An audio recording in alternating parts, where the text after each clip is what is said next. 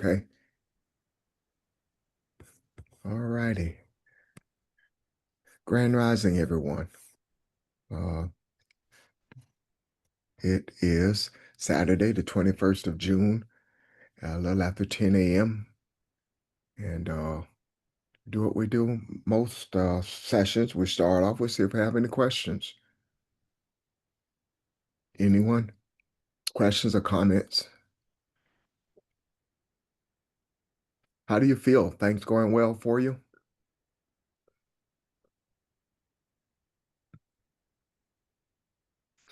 No one's talkative today. That's cool. Everything's well with me. Okay. So no questions or comments? Anyone?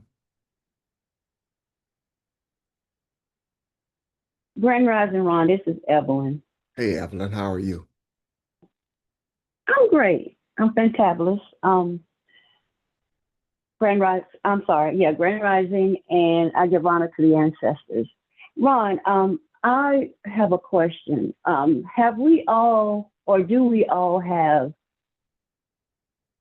mental illness? Because we all have been um, going through a lot.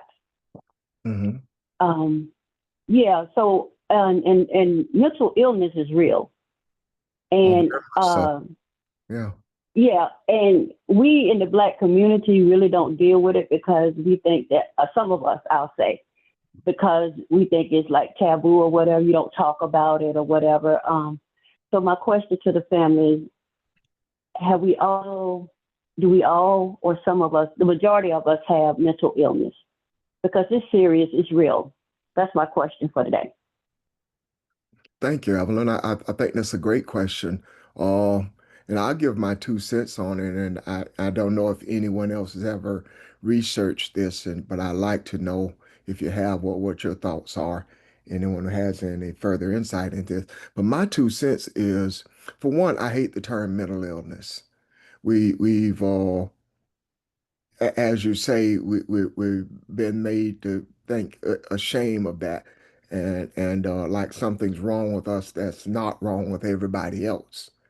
And you see some people that are slightly out of balance, and then you see some people that are really struggling to hold themselves together, and uh, that is unfortunate that we seem to isolate them or almost as though we put them aside because we don't want to either be associated with them or some kind of way we figure, maybe this thing rubs off or it has something to do with me.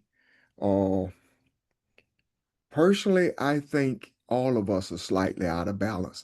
I don't think there is anything as sanity. And we've talked about this briefly before. I think each one of us has some type of anxiety that we struggle with. We hide it well. We don't necessarily need to talk about it with everybody. Uh, but I think, Evelyn, a lot of what we do on this phone week in and week out is helping to bring balance to not only ourselves but to the world. At least that's my hope. So as we uncover who we are, and it helps us come to terms with the struggles that are internal that we see. I know it does with me. And so, yeah, I think it is very widespread. I think it is something that is shunned and not talked about.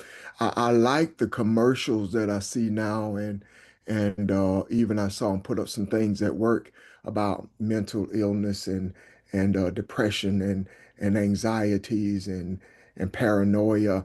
All those things are things that we normally don't talk about, but they're real, and it's time that we shed some light on it. So thank you. I think that's a great question. Anyone else? Any thoughts or insight? Well, one more thing too, Ron. It runs like you said. We all have mental illness. We're all dealing with it. Some are battling with it. And I think what keeps me to stay afloat is my family, my friends. They help me stay balanced. And I have loved ones in my family, especially one person close to me, and I know they're dealing with the mental illness, but there's nothing I can do, and I feel helpless sometimes. And I just want to know. I don't know. Sometimes it bothers me because I feel helpless and I can't help them. But yeah, I just wanted to bring that up because I want healing for this individual. I want them to be able to live a normal life. I don't know. I just wanted to bring that up so we can deal with it and put it out there in the macro, because you're right. It seems like the whole world dealing with mental illness because of what's happening. That's all I wanted to say about that. Well, I appreciate you bringing it up for that very reason, so we can put it out there in the macro, uh, and expose things and talk about things and not feel the shame. And I too know someone, and you do feel a bit helpless, but I think what we're doing today is very helpful. So, uh, but someone else that might have some insight. Nick, you were about to share some light on it. Hey everyone, yeah, thank you. I just wanted to say, having dealt with uh, mental illness myself, we all deal with that. You Yeah. can't get out of this uh, material, physical experience with the state of the world being the way that it is without dealing with that. And in fact, learning how to deal with it is one of the main reasons that we are um, here present in this material, physical experience. It's not that we came here in order to be mentally ill, but it is virtually guaranteed that we would experience what that is at some point and then have to learn how to deal with it. Not only for ourselves, but also for other people. And I believe it's correct. You can't uh, force someone else to heal in a way that well, maybe force is not the best term, but we want to help and heal others, but ultimately it is something that they have to learn how to deal with. And we can help indirectly in a lot of ways. And I believe there are more direct ways to help spiritually and metaphysically, but before we are capable of, or before we realize our ability to do that, then we can, yeah, just do our best in whatever way we can. But I will say that the core of the vast majority of mental illness that we, experience has to do with uh, confusion, fear, and an internal sort of noise or chaos that is present for various reasons. It can be as a result of actual physical things, like in your physical brain itself. It can be the result of various emotional traumas that you've experienced. It can be, there's a variety of reasons. I think it can emerge within us, and then there's a variety of reasons that it can, or a variety of ways that we can deal with it. But the more we are able to learn how to deal with it in ourselves, the more we will be able to recognize how we can help other people deal with it when the opportunity arises. Thank you. Thank you. Thank you. Anyone else? We're talking about mental illness for anyone who may have just joined us. We've been, Evelyn asked the question, but we're talking about it from the perspective that it's more widespread than we realize, and as we put other things out there in the macro, this is something too that we will address and just kind of talk about it a little bit, get some insight. Anyone else? Any other thoughts?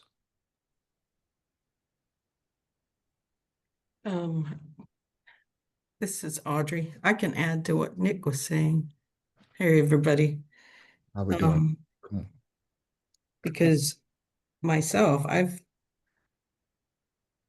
it took me, I don't know, till I was in my 50s to realize I suffered anxiety, Mhm. even an occasional panic attack. But and I think, remember the other day we were talking about how we've lived with double standards all our lives, and sometimes that's hard to deal with.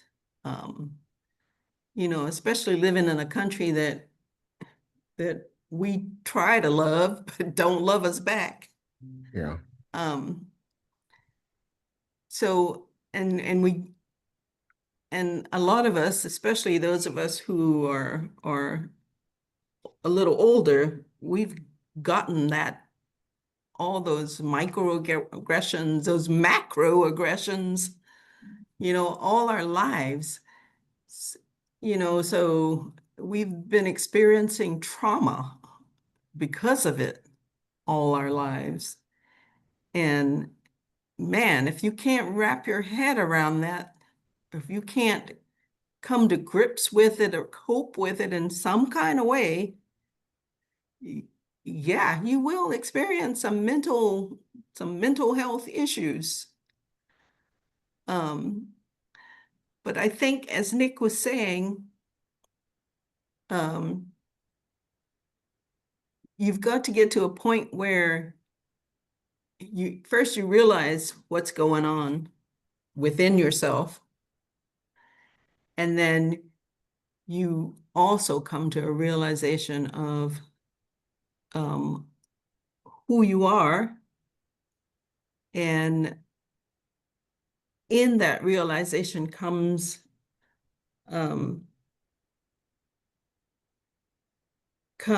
also a sort of reckoning that you can choose to, I don't want to say let it go, which is actually what you have to do. But I mean, you can come to a point where you choose to not let those things affect you in a negative way. And a lot of it is letting go of things, but you have to get to a place in your life where you're able to do that, because you've either meditated long enough, or you've reconciled with all the things that have happened, and you've learned to be okay with it. Well, I don't mean exactly okay, but you know what I mean. It becomes normal to It you. takes a lot. Yeah. It really takes a lot of your own mental conditioning, and choosing to do the inner work, Yeah. Anyway,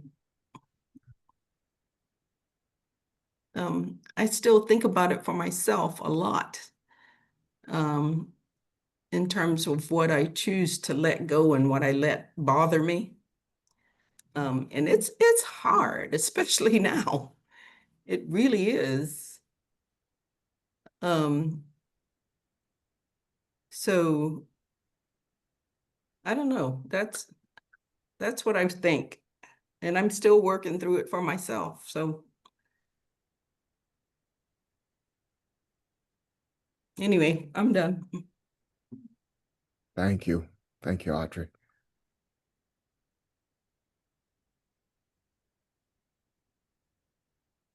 Thank you. So Ron, this is Evelyn again. And thank you, Audrey.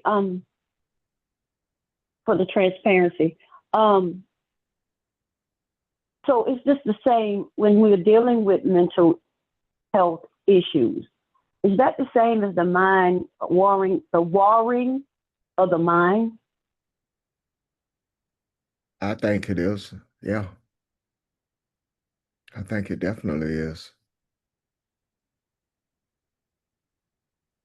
Because you're constantly battling mentally with issues and trauma and situations that you're dealing with. So, yeah, that's all I want to ask for right now. Thank you. Mine has been so bad at times, Evelyn. I question whether or not I got somebody else's mind. And this mind's supposed to go with this life, because it never seems to be on my side. But yeah, it is the warring of the mind. And it seems like it never stops. And and in my case too, uh, growing old doesn't help.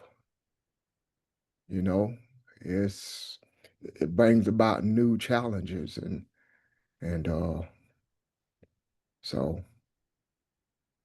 But I'm like you say, we have to. I do have a question if nobody else has any more to say from this side of it. My question is, are we or should we? Is there a way to use these anxieties or issues, because they're all different for all of us, use them in a positive way to take us to a deeper spiritual place? Is that possible? Is that why we have them, you think? I can help with that, I think. Well, first let me say that's why Jesus is referred to as the peacemaker or the Prince of Peace. Excuse me. Nick, could you speak up a little bit? Oh, sure. Thanks. Yeah, so a couple things. That's why Jesus is referred to as the peacemaker or the Prince of Peace, because the spiritual what word am I looking for? The spiritual properties or the spiritual work that is represented by what Jesus is, leaving aside the issue whether the physical man existed or not, as we've spoken about. But what that spiritual work and journey is to bring peace to that war that is going on within yourself first. And then once you have gained at least some insight into how to bring peace to yourself, you then know how to help bring peace to those around you and your external environment. But the sort of blueprint is within yourself first. That's the grounds where you learn how to do it spiritually and metaphysically. And let me just say that, as I keep saying, meditation is the means by which you can address those things that are set deeply within yourself. And it's it's not really in sort of intellectual thinking about it process, although we do think about what's going on in ourselves. It is more so a turning your attention to those deep places within yourself and learning to feel what is there. And then set your intention on the changing or the healing of that feeling. So myself, having dealt with a variety of things, including anxiety, that had like a real impact on my behavior and experiences, learning how to consciously address the source of that feeling within myself has been the best means that I've found to actually bring about healing. It is quite literally, in the physical sense, you are rewriting the way your brain is connected. And you do that by essentially focusing on that aspect of yourself. Nick, Yeah. let me back up just a second, because this is thought provoking. I'm listening to you here. You mentioned going to the source of it. What do you mean when you talk about the source? Mm. So we might not know exactly if there was anything, like an event or a particular traumatic thing that happened to you that is the source of it. It doesn't necessarily matter if you can recall that or if there was one. What I Okay. mean by going to the source is focusing on where that feeling comes from within yourself, or the point at which you become aware of that feeling within yourself. So when you meditate, and there's no best way to meditate, but all it is a turning your attention inward. All you do is try to be aware of how deep that feeling goes. Try to be aware of it, and then try to set your intention at it and that place within yourself. And you can, one of the things that was very helpful to me is, if you've heard the term positive affirmation, I don't need to be afraid.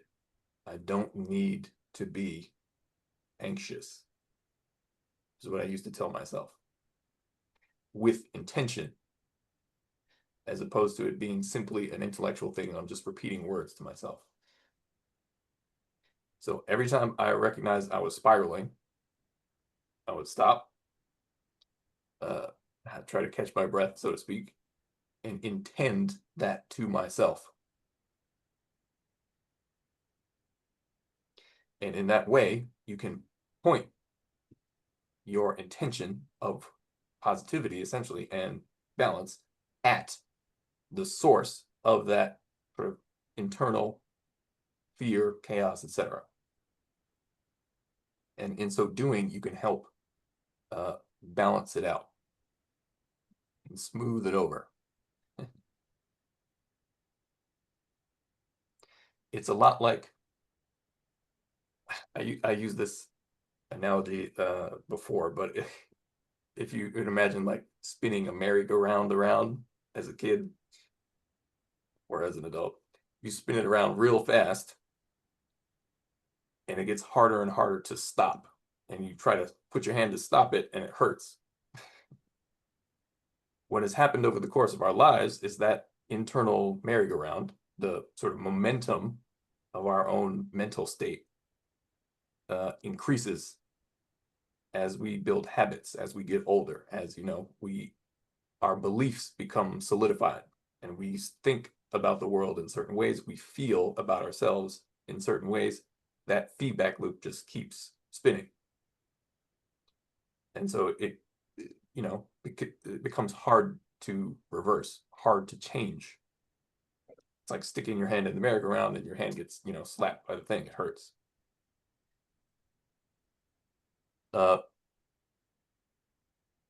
But that doesn't mean you can't change it, or at the very least address it and improve it in some way, or improve your feeling in some way. But it does require you to be intentional about your awareness. Be intentional about how you respond to that feeling within yourself. And that's the work that it takes to do it. That's as with anything else, if you want to have a really in shape body, you got to lift weights. Lift weights hurts. Mentally, it's the same thing.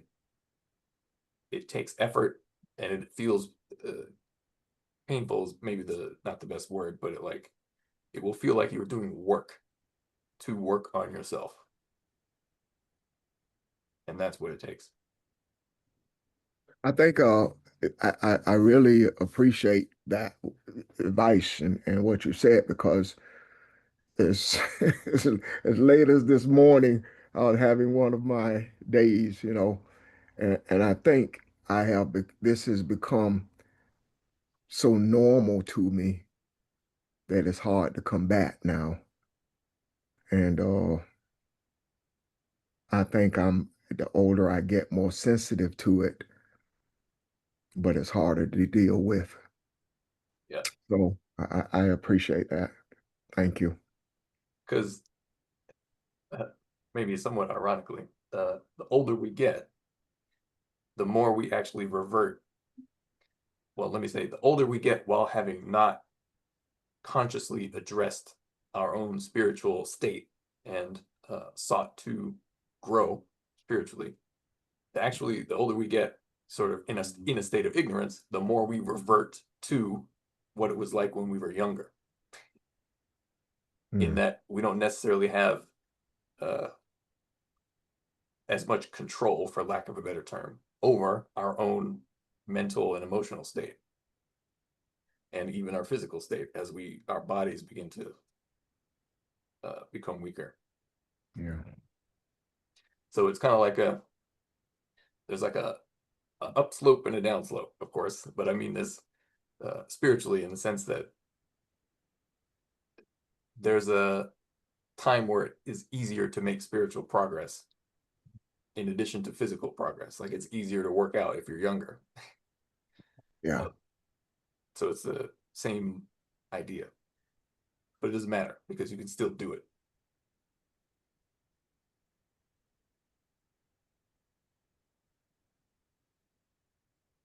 Thank you. Good morning, everyone. Good morning, everyone. One of the things I want to add is when you look at mental illness and you look at our culture as African Americans, the African American female desires counseling more than the African American male. Yet, in a comparative degree with the black woman to the white woman, the black woman is 50% lesser, if that's a word, to desire counseling. Black males, we don't show too much favor in counseling. And if we do, I can't speak for all black males, if we do desire counseling, it's a select individual that we go to for advice. With me, it's the barbershop. It's the bartender or the barmaid. It's the tailor, the taxi cab driver. When you also look at mental illness and you look at the oldest in our culture now, you look at the oldest male of the family, that's a son. He suffers a great deal of depression. He is mostly, he's very reserved and he's very protective of his family.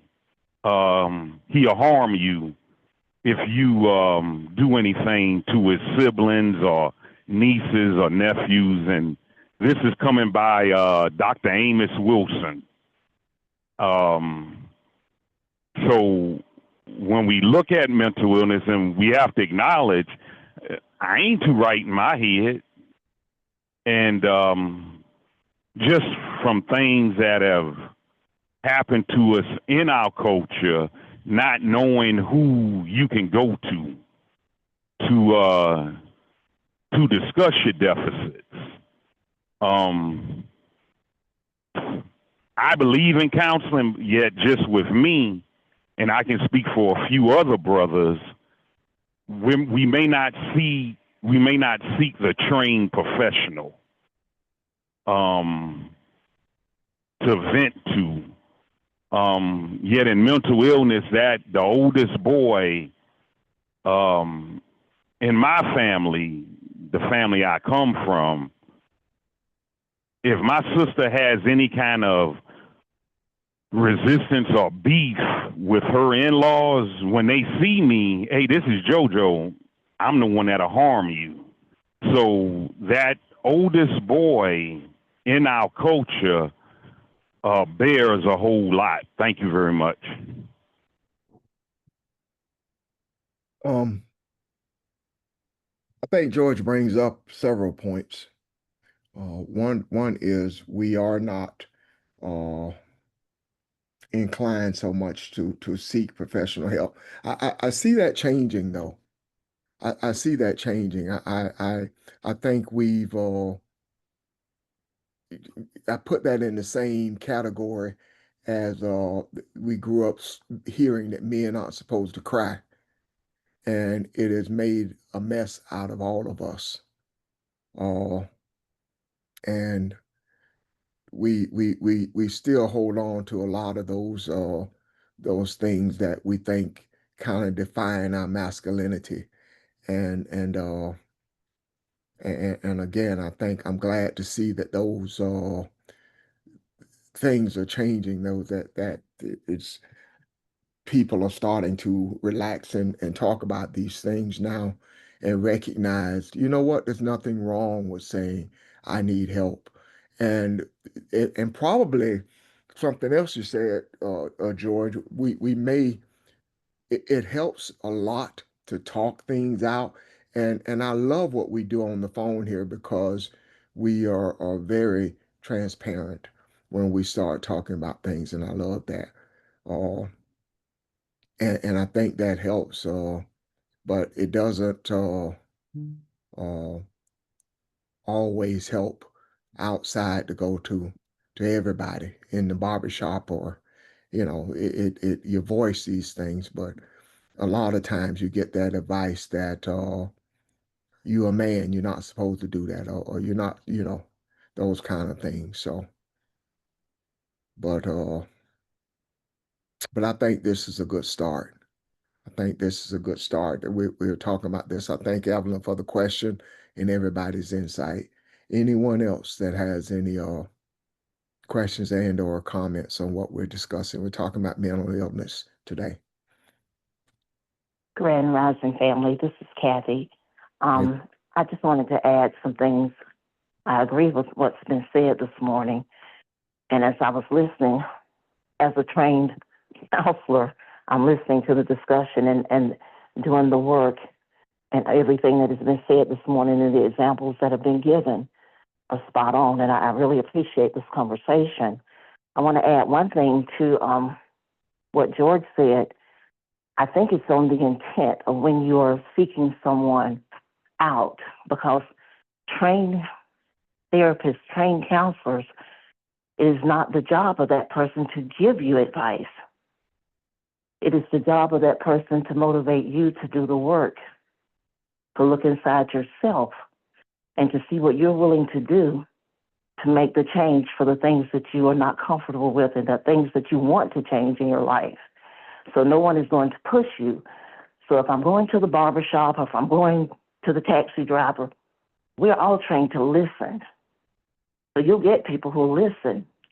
Then you can get people who will weigh in and give you advice, but they never challenge you to do the work to change anything. So if in my counseling or in my seeking, if I am seeking for someone to validate me and to say, okay, I understand where you're coming from, well, that's one thing to seek out. But if I'm seeking out the help to say, help me see where I am in this journey and to help me move forward from where I am if I'm ready to move forward. Because the trained professional will never push you before you're ready to move forward. You have to first acknowledge that there's something you want to change. And if you're ready to do the work to change that, they help guide you to a place where you can do the work for yourself. But it is not the job of that individual to say to you, you need to do this. Well, if I were you, I would do this. So it's not about advice seeking, but it's about doing the work. And I listened to George talk about the oldest in the family. Well, the oldest guy in the family. My oldest guy is my nephew in the family, but in the immediate family, I'm the youngest. But in my family, I have put myself in a position to handle everything for everybody that I can help in my family. And it is a labor of love, but sometimes it's hard. And sometimes it weighs on me heavily, the decisions that have to be made or the amount or the volume of what has to be done at a particular time. And my thing is just, when I'm overwhelmed, I shut down. And family members don't always see me shut down because I don't do that in front of them. But when I'm home alone, it's like the weight of the world. I cannot even get out of the recliner. I just can't move. I don't want to do anything. I don't want to talk to anybody. And in those times, that's when I have to do the work. And my work is going into my designated place of just sitting with and sitting and just breathing and connecting and strengthening myself so that I can face whatever tomorrow's challenges will be, and to give 100% to that. So it doesn't always necessarily fall on the oldest male. It can fall on the youngest female in the family, or it can fall on anybody in the family who is willing to step into that role and say, I don't mind being the provider, the protector, the whatever you need me to be, that I am whatever you need me to be when you need me to be it. So the thing that we've been talking about this morning, and I've listened to the examples of Audrey, Nick, and everyone that has spoken, is doing the work to heal. Because as we've already stated, we have dealt with so much trauma, generational trauma that is passed down. It is very hard to ignore. You just don't wake up one day and be in a place of balance and think, wow, everything is right in my world. No, it's a constant struggle every day to remain balanced for all of us, I think. And so as I listen to the different things that we use, different devices that we use, self-talk, and all of these different things that we do to bring that equilibrium to get through each day, all of those are things that we're learning. But the thing that has been the greatest thing for me as someone who steps out of the textbook and live life according to what I learned from what we do on this phone, that has been the greatest thing to help me as someone who's trained to know what I'm supposed to do, but knowing who I am and how to do it has come from what we're learning about spirituality and who we are on this phone. And so that has helped me to recover quickly from the times in psychology speaking or counseling talk. Sometimes they'll say you're in a dark place or those dark moods. I don't always see it as dark moods. I see it when I am allowing the light to be shut off. And by sitting still and going into my place in meditation, and like Nick said, meditate, I'm allowing the light to penetrate and from the inside out to remind me of who I am. And I think that is one of the greatest lessons that is not in a textbook that I've ever studied. And these things and I think everything I've ever done as a counselor was real and had lasting effects, but it was me doing it from an external standpoint. Now understanding that I live from the inside out, it helps me to recover so much better or so much quicker that I can go inside myself and just sit and be still. And I'm learning to recognize when I need to really just shut off everything and do that. Because as a caregiver, as a giver, we give till we give out sometimes. And I'm learning not to do that. And I often say to pastor and others who are caregivers, don't forget, when the caregiver gives out, who's giving the care? So you got to take care of yourself too. So I think everything that we said this morning, I think is a very valid question. I think shining the light on this, we're all adding our own experiences to hearing and seeing how to do these things. So you can't just compartmentalize and say, well, this category of people do this. It's not that way.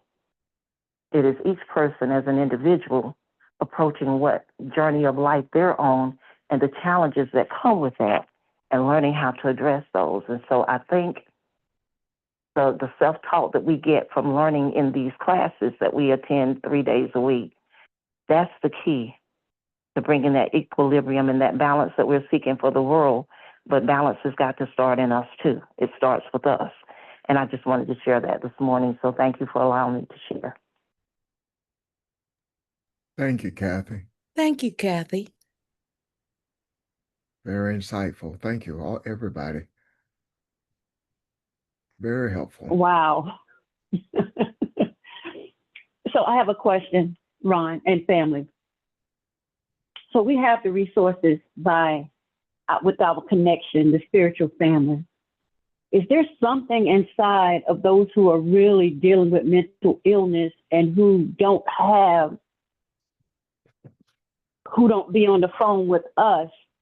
Is there something inside of them? I mean, people who are really dealing with these different departments of mental illness. Is there something inside of them letting them know that they need help. I know a family member of mine, they know that they need help, and they tell me that they need help. And that's what makes me helpless. So again, my question to the family, do they get those who don't recognize that they don't need help? They think that that's the norm. Is there something that's inside of them that let them know, okay, you need help? That's my question. I'll start this off and see if anybody help me out with this. I think the very thought of recognizing that you need to talk to someone is saying I need help without actually saying those words, but recognizing that you want to talk things out with somebody, share things with somebody, is saying I need help.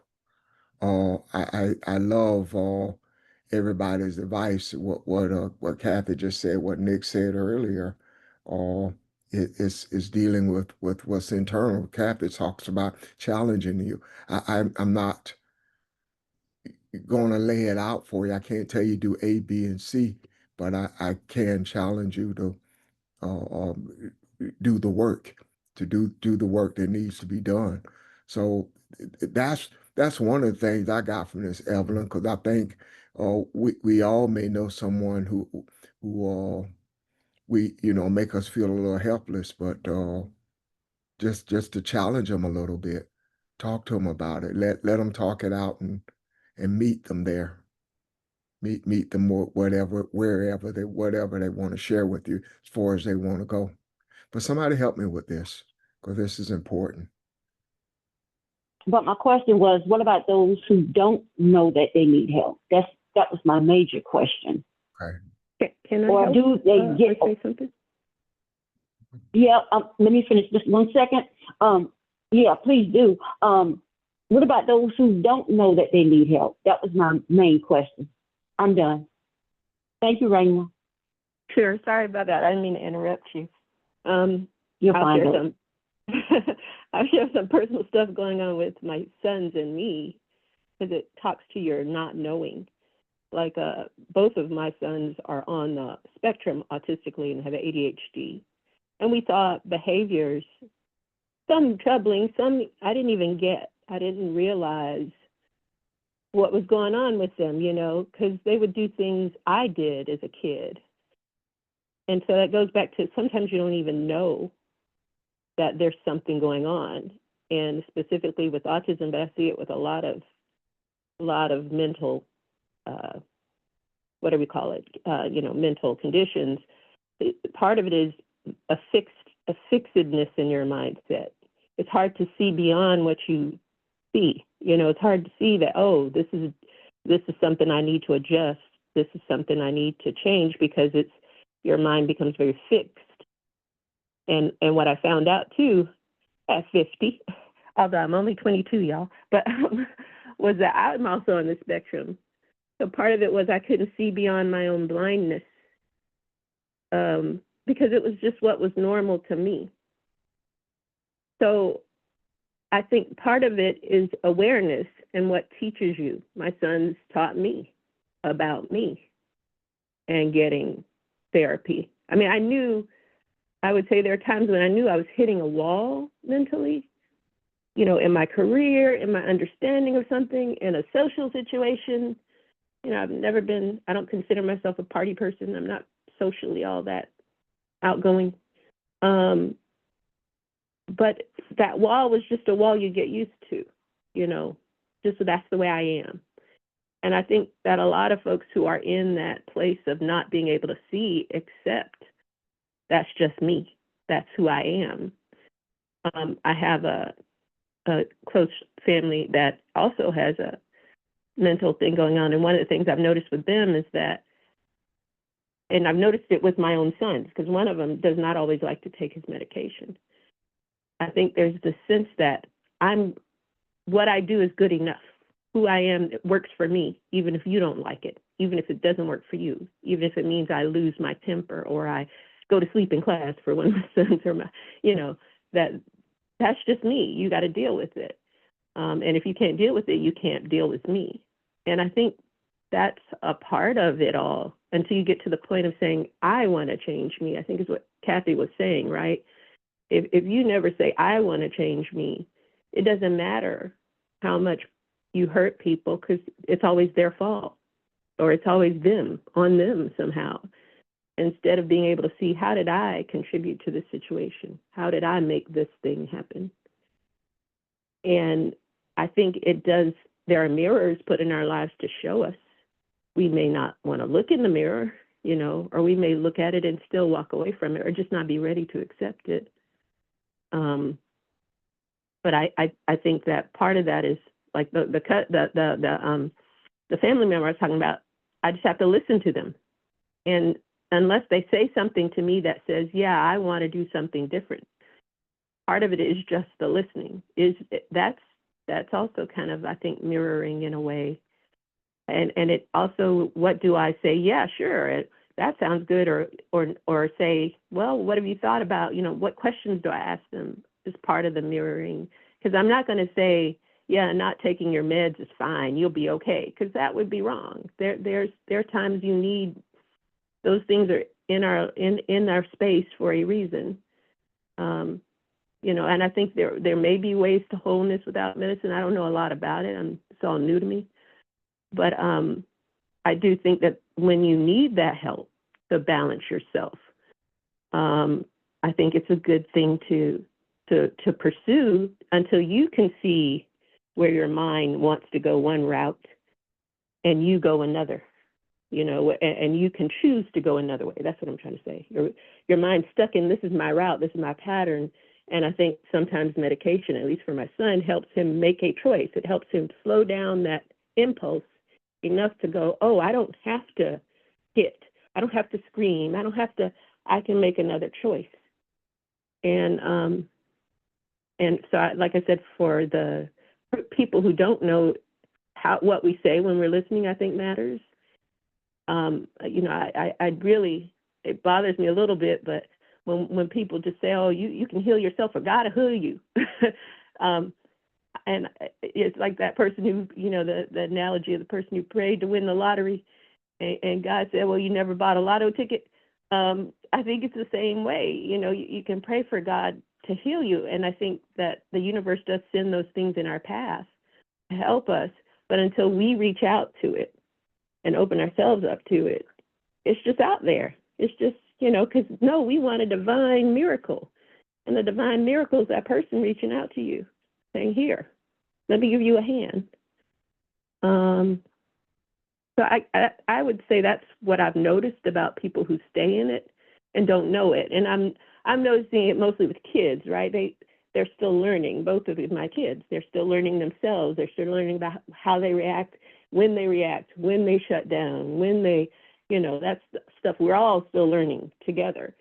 But without, I think, some guidance there, and I know for us, without early intervention for both of our kids, there was a lot we wouldn't have known. We would have just felt like we had a badass kid, you know, don't listen, don't want to do nothing. And that's often what we think, I think, in Black society. I think there are a lot of kids who may need some more guidance and help, and we as Black parents need to understand how to parent them, because it is not the way most of us were raised. I'll say my mom did some great things for me. I didn't know it at the time, you know, but there's a lot of, I think, the physical correction we want to give with spankings or just withholding. And it's actually the opposite you have to do in those cases. It's not the withholding, it's the rewarding the good behavior, not getting upset at bad behavior. But that's what we're taught, you know, out of slavery. Don't do this, don't do that, you know, and you punish the bad behavior. But how do we reward the good behavior? How do we make that more desirable for a person than just staying away from the bad and avoiding it? But I'm no expert. Kathy could probably say more about this. I'm just saying my personal experience has been that part of it takes knowledge and understanding and awareness, and that may not come for quite some time. But when it does, when that person's ready to reach out for it, and you're there to help, then that's also the time to be able to help them ask them the questions of how is it going for you now? How is this working out for you? How is that decision helping you, to make them see maybe it's not helping me. Maybe why is it that my friends all go away, or my parents, my family doesn't want to talk to me. What am I doing there? Because I think that's the hard thing. How do you get past that? That's all I have. That was beautiful. Well, Thank you. and in addition to what has been said, the duality of listening is very intriguing to me. And one reason why it's interesting to me, in a conversation, one person wants to be understood, and the person that's listening has to understand what the person that wants to be understood. So listening it's on both sides. I want to be understood. Even if I'm wrong, I want to be understood. Yet, do you understand why I did wrong? That's very important in just listening. Just as an example, family, some of my in-laws, they just walk in my house. They don't ring the doorbell. They just walk right on in. And I've expressed to them, hey, could y'all please just ring the doorbell or not? Their response is, Monique told us to come on in. Well, I have to honor that. Monique has just as much authority in that house as I do, and she may even have more. Yet, in relaying this to my in-laws, I'm not being understood. So if I go to their house and light up a cigarette, I would think that someone would say, well, respect go both ways. That's not always the case. It's just an example of when you're talking to someone, asking them to help you process something, you want to be understood. And that person on the other end has to understand what you're saying. In my dealings with people, I know that if an individual wants to change, they're the biggest participant. I firmly believe in that. Yet, I will get in that ditch with that person. I'm here to help you. I ain't just here to listen to you. I'm going to help you. If you say your family they don't thank you for nothing, I can't change that. Yet what I can change is, how do you appreciate yourself? Now that I can help you on. And I'm more hands-on. I don't believe in that part of it's all on you. Because if it was all on you, why are you coming to me? Or why are you going to this person? So I'm more of a hands-on kind of individual. And my track record speaks for itself. Hey, I'm here to help you. And we going to get out of this predicament together. So, but just that aspect of listening, the duality of it, one person wants to be understood and the other person has to understand, and it volleyballs back and forth. Thank you. And I agree with most of what you said, George. One thing I don't agree with, when you said, I'm going to change that, therein lies the problem. Change can only be an internal thing from that person. The role of that individual that's listening, especially if you are a trained professional, you're helping that person through listening, understanding, and helping guide them as they're telling you what they're willing to do and how they're willing to do things to bring about that change. I think the most frustrating thing for us as individuals, and I heard what Evelyn said when she asked this question, knowing that someone wants to change and you don't always know how to help them make that change, or what happens when there are those who don't even know they need to change. And you see that. And there was a time when I would have said, for those who don't know that they need to change, they're kind of destined to be where they are. And that's why you have, that's why people use medication, or that's why people end up in institutions. But I've had spiritual experiences now that have changed my whole way of looking at the helping profession. And I'm going to tell you how I arrived at the decision where I am now. There was a young lady that was in a setting in a church, and I had hands laid on her. And when the hands were laid on her, she actually went into a state of not being aware of it. She lost touch with reality and ended up, as a result of that service, being taken immediately to a mental institution and being placed in that institution. We were not anywhere near, those of us, pastors of Great New Faith, none of us were in that setting when that happened, even though it happened at a church in Gaffney.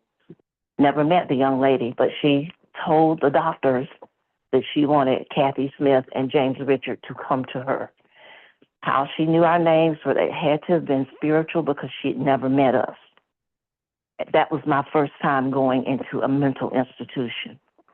And the moment we walked in, and Pastor can attest to this, because it blew my mind, some of those who were not as psychotic as others were wandering the halls. And one came up to us, one man, and said, "What are you doing here? You don't belong here because you're the light."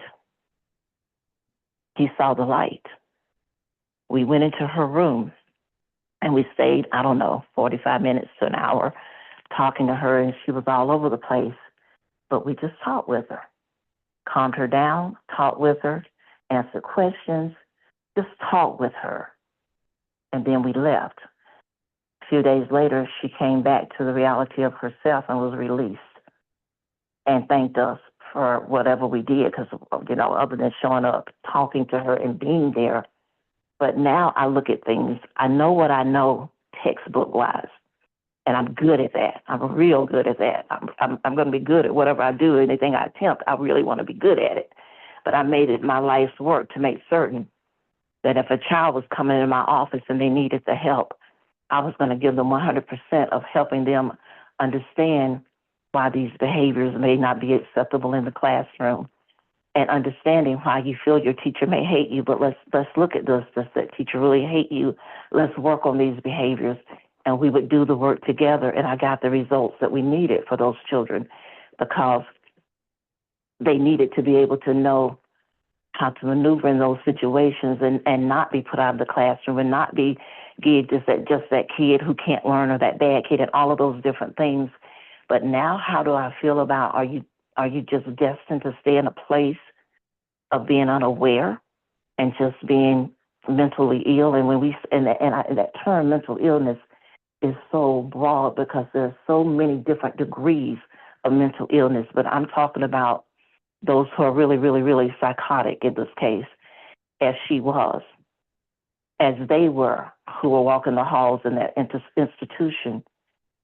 When they made me aware that they could see the light, that changed everything for me. And believe me, that was 20 years ago, and we didn't know any of what we know now. And to think about that experience today and put it in context of what I was being shown then, for what difference we can make by just being, set the intent and just being who I am, the light, and who I know I am, and shining that light in that situation. As George said earlier, being there to listen, being there to talk, being there to help them realize that, the first step in healing is you got to realize you need to be healed. And if you don't even recognize that there is a problem, I remember one of my former principals, her daughter was schizophrenic, and without her medication, he ended up shooting my principal. My principal lived. But the crazy thing that I didn't know then, but I learned through that experience, when you're an adult and you're dealing with mental illness, your family doesn't have the right to know when you're taking your medications or not, unless you sign off on the release to say that they can know. And the thing with that particular realm of mental illness is when the medicine makes you feel better, you think you're better, so you stop taking the medicine. And then all these things trigger again, and that's what happened to her. She had had a long journey of being okay. She thought she didn't need the medicine anymore. She ended up shooting her mother and was looking for her father to kill, but he just wasn't home that day. But all of these things can trigger in that way. So I'm saying all of that to just say what I'm still learning, because it's always a work in process or in progress. We're always learning. I'm learning now just the true power of who we are spiritually, more so than what I learned in a textbook. I may approach something with a textbook mentality in the beginning, but when I start to do the work, I'm going to always now go with what I know best, who I am, the spiritual me. That's who I am, and that's the way I approach it. So to answer your question, Evelyn, there may be some who never encountered those who know what we know and who will be destined to stay where they are unless they seek other avenues to find change. And then there are those that by us coming in contact with them and them desiring the change. Desire is so powerful. When you want something, you'll do the work to change it. And what I mean by doing the work, she's coming to you because she sees the light in you, or he or she, whomever it is you're referencing. Seeing that light in you, don't worry about what to say when you're talking to them, because what you need to say when you need to say it will come to you. And you'll say it and you'll keep working. And eventually change can take place. And so I just wanted to share that because, like I said, I know what I know, but I also know what I'm learning. And I know who I am now. And it's changing every aspect of how I see life and how we maneuver through this life and how we relate to one another. So I just wanted to share that with you this morning. So thank you. Ashe. Miss Kathy, or to the group, I got a question for you all. What is a trained professional as it relates to the subject matter that we're talking about? I'm not up to speed of, are we looking at, because when I hear You're trained looking at what you professional, usually ask about, George, is what's your education? You always ask that question. Oh. A trained professional is one who is licensed to do this work and get paid for it. That's what I'm referring to when I say a trained professional, textbook trained, not spiritually trained, and I'm now spiritually trained. so it may be safe to say that the trained professional that is not spiritually trained will be at a disadvantage over the stylist who is spiritually trained, correct or incorrect? It may be safe to say that the spiritual truck driver may be more trained than the one that's not in any arena that you're in, no matter what profession. We're learning to lead with the I am that we are, being spiritual. So I can't just limit that to counseling. That's any aspect of life. You want spiritual guidance. And I hope that answers your question, George. Yes, ma'am. Thank you. This is Audrey. The thing that struck me about what Kathy was saying was, she said when they walked into this place and one of the people there said, you're the light.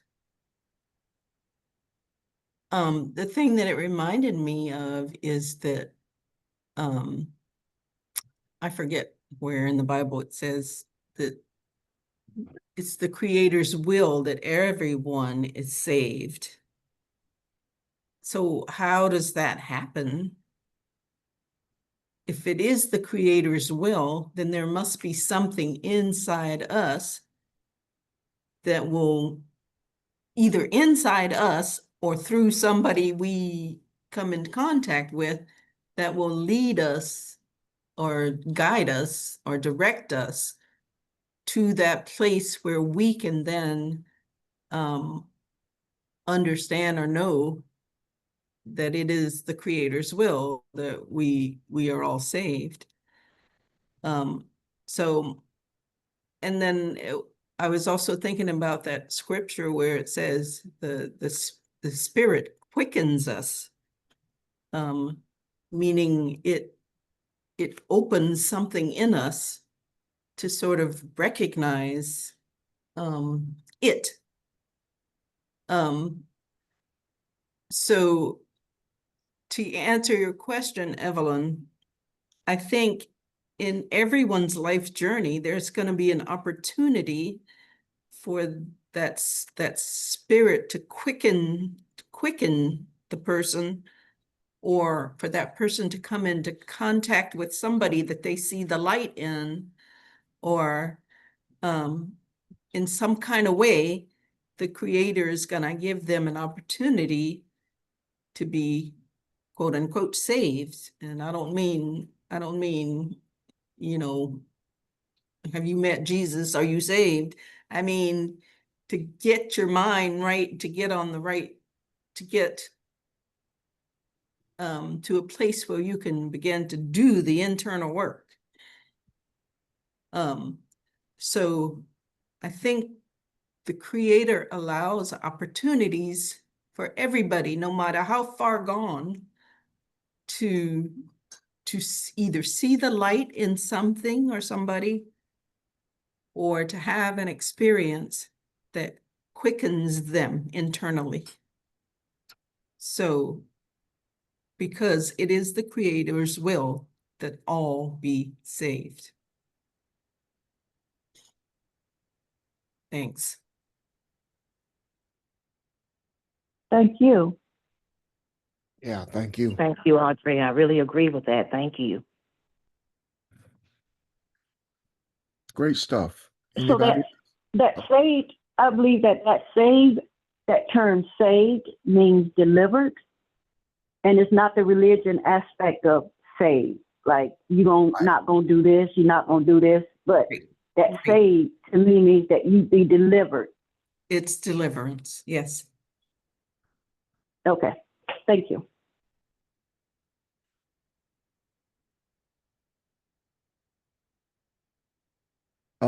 Love the discussion, y'all. I wanted to mention something too that Lorania said a lot of stuff and we didn't get a chance to come back to it, but she talked about her kids and uh, learning something about her kids, learning something about herself through her kids, and she even touched on anxiety with Black children and a lot of stuff. A lot of stuff is being said that I think is very valuable and was worthy of being discussed. And I want to just say thank you. I appreciate this. I learned a lot today. I feel more comfortable than I did when I got on the phone because, as I was saying to you, I have become comfortable with being Ron. And whether that's in a good place or not, it's not in a good place, but I've become comfortable with him. And sometimes that comfort even leads me to depression because I know that's not where I'm supposed to be. So I appreciate this. I really do. Yes. Is there anyone else? Because I don't want to change the subject. If we're done with this, we'll end it for the day. Because I think this is a great place to been a great discussion. But I don't want to cut anybody off. Anybody that has anything in this conversation that you want to disclose or you want to talk about. Anyone. You don't even have to put your name out there if you don't want to. Hey, Ryan, this is Charles. I wasn't gonna say anything, but this is all me. And my childhood and up to now. In my childhood and stuff, y'all understand what I had told you before. I had to grow up from being 10 and 11, 12, I had to become a man. Not only that, I saw things. And that's, when children like that see things, they act those things out too. Now, when I was in school, and I thought teachers and stuff, would help you with your lesson, help and guide you through doing the lesson. None of that didn't happen. They gave me 0 every day. And when you go to these teachers saying these big boys is jumping on me, they look at me, tell me go to the principal's office. Now, if I get swollen out and got beat and stuff, went home, my father tell me I the one started. How you gonna start something? You're a young kid, and these big old boys bigger than you are. So, and sometimes when you go to school, the teacher see your head all nappy because they didn't have combs. You take that comb and go through my hair and be pulling my hair out on my head. And then some of the kids tell a lie and the teacher beat you in your hand. If not, sometimes they used to make you go get your own switch and whoop your butt. I had it rough in school just like I had it rough at home. So getting back to saying I had to be a man, I had to work during my summer and then try to go to school. If I missed the bus, they're going to make you go to school anyhow. So I had to walk 5 miles to school, sometimes barefooted. So now, all my other siblings were much younger than I was. So I had to get out and hustle best way I could to bring money in the house, feed them. And they looked to me as their father, and they still do now. And sometimes they won't cuss out of, hey, I'm not your dad, I'm your brother. If you got something to tell me, just tell me like you don't say it. I mean, I can straighten it up. I had to be other people's savior, I like to say. Now, God was working in my life, but I didn't know it. I didn't know it until I got in church at Mount Table. And so I was in club doing my thing, and everybody respected me because they knew I had a gun, because I wasn't going to stand there and fight you. And when I started going to school again, and I was a little boy, I was carve you up and not think about it. Now, and I used to get so hot and mad and sting when it pops.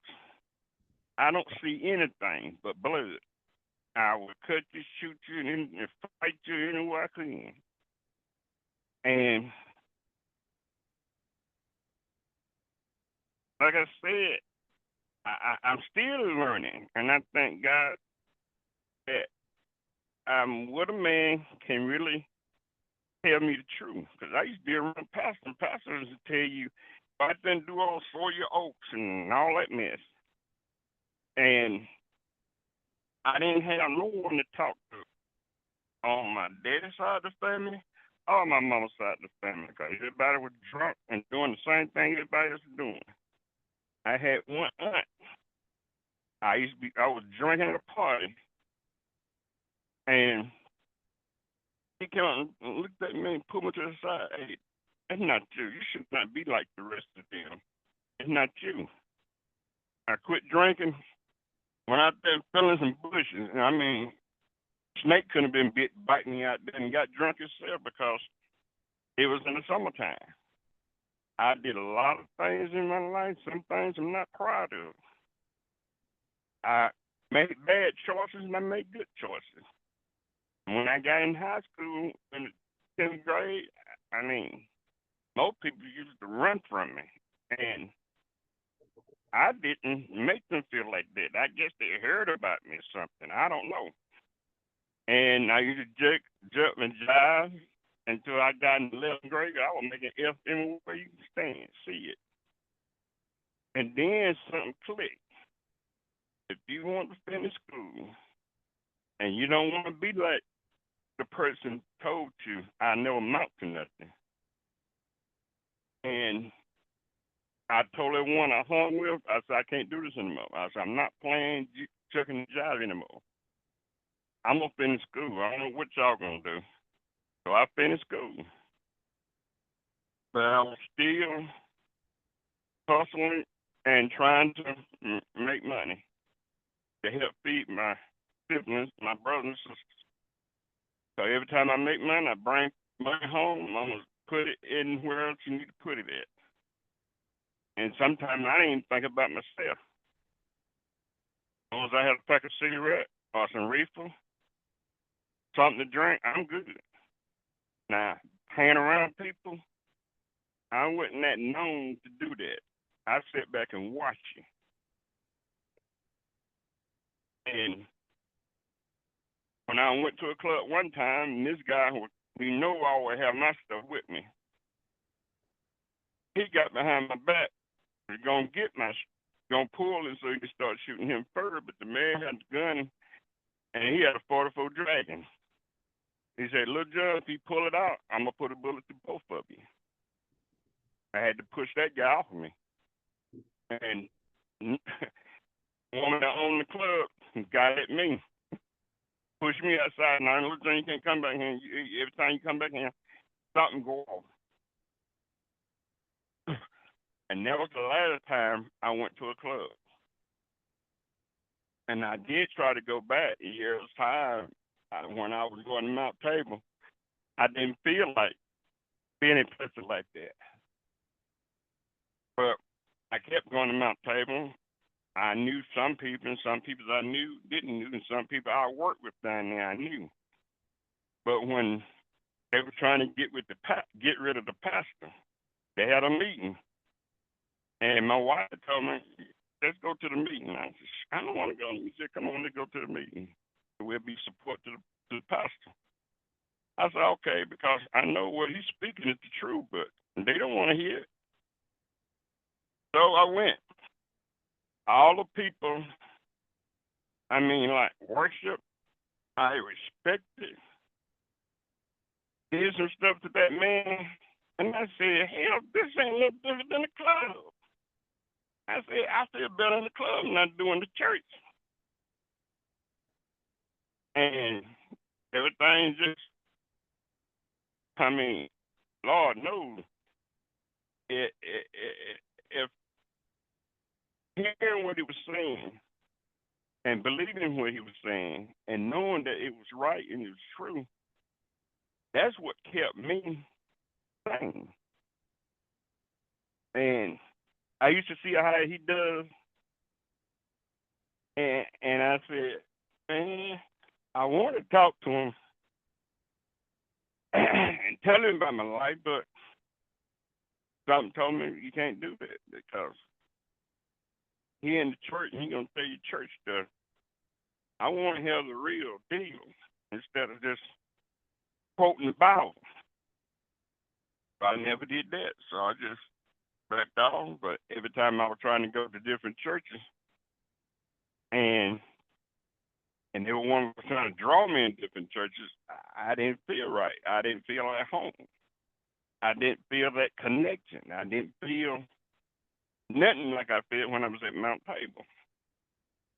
And so I was just wondering then until something came up. They had a church, and I started going back to church.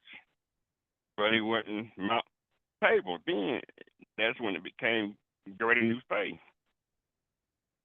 And Lord knows he kept me in places. And like I said, my mama told everybody about it. I ain't never heard my brother come in and told me. He said, "Mama said, out of all my sons, I would think he'd been killed someone, or he'd been in prison, or he'd be dead through all what I went through." And she said, my brother again, he came back to her, "Charles, you know why we took a left? Daddy?" I said, "No, why?" He said, "You remember that time when you and your brother and y'all was together plotting to kill him?" And I told my brother, "Yeah, I remember that." So I told my brother, "No, we ain't gonna do it." He was still gonna do it. I said, "Man," I pulled him up, you can't do that. That'd be on your hand. You don't want that on your hand." And he said, "She left because you was growing up. You would become a man, and you about 15 years old, and the real stop for your age." He said, "You and your daddy might have hooked up, and you'd have probably killed him." So, You know what you just said, though, Charles? You know what you just said? All of that. You just, yeah, your life just summed up everything we talked about today. And you rightfully so give Pastor a lot of credit, because I give him a lot of credit in my life as well. But a lot of it was you searching all the internal things that everybody was talking about. I think Nick was the first one talked about it, and George talked about it, and Audrey talked about it, and Rainier talked about it, and Kathy talked about it, uh, and you had to have those internal conversations to get to where you are now. The guy that I met, the guy that I know, uh, is what you turned into. Because I think you're a loving brother and you're a good friend. And it's hard for me to see all of that you talked about. But those are decisions that you made. Your life is a summation of what we talked about. All the demons, all the everything that we all deal with, all the imbalances and the external and the internal, because all that mess you went through, I can imagine what was going on internally. But that's a decision you made. Look at who you are now. Look at who you are now. You would do anything for anybody. And all those people who treated you that way and turned their back on you, all that happened maybe so you could be the prayer for them, so you could be the answer for them. And those who go through all that kind of stuff. I'm proud of you. Thank you, man. No, Because thank all you. my life, it's the first time I ever heard somebody say thank you. They I'm love proud. me. Yeah. You're my brother, and I thank you. I do love you. You went through a lot. I mean, I don't try to tell everybody my life, but when you go to talking about, and I can hear my life in your voices, I can't help it but let it pour out.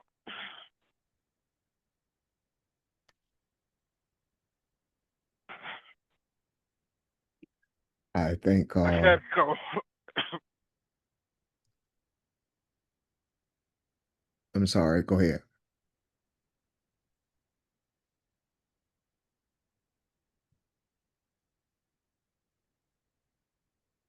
Charles, you still there? Did he get off? No, he's still there. I think he's having a moment. Okay.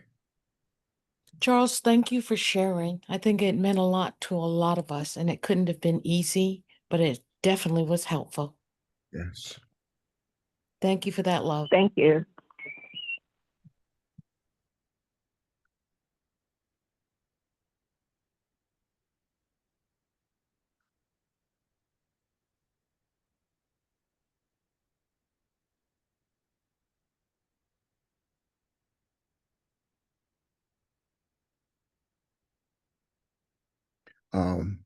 While we're paused, I want to let you guys know before we get off the line. Pastor wasn't feeling well this morning.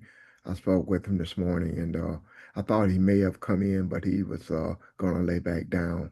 So if you just keep him in your prayers, your meditations, and uh, hopefully he'll feel better. I can talk with him later today. If you guys talk with him later today. That's why he's not here.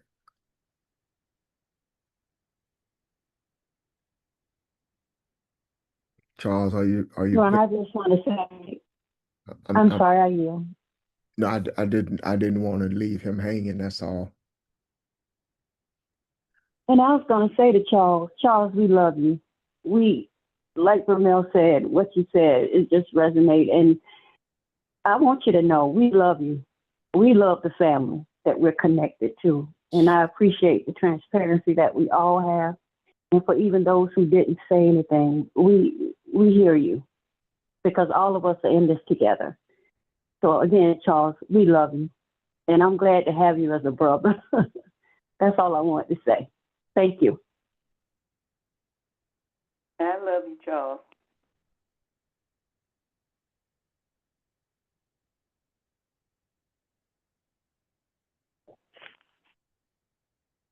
Okay. I think he may have gotten off, y'all. But nevertheless, tomorrow we'll begin there because I got a feeling a lot was said today, and I thank all of you. I know you helped me tremendously. Thank you for your thoughts and your energy, your words. Evelyn, thank you for the questions, and that's why we pray. That's why we meditate. This is good. Okay. I hope you guys have a great rest of your day. I'm going to hang up and get Chuck a call and see if he's okay. You guys have a good day and look forward to tomorrow at 11 a.m. Okay. Thank you, everyone. You. Thank Okay. you. Thank you. Thank you. Thank Enjoy you, your everybody. evening. Bye. Take care.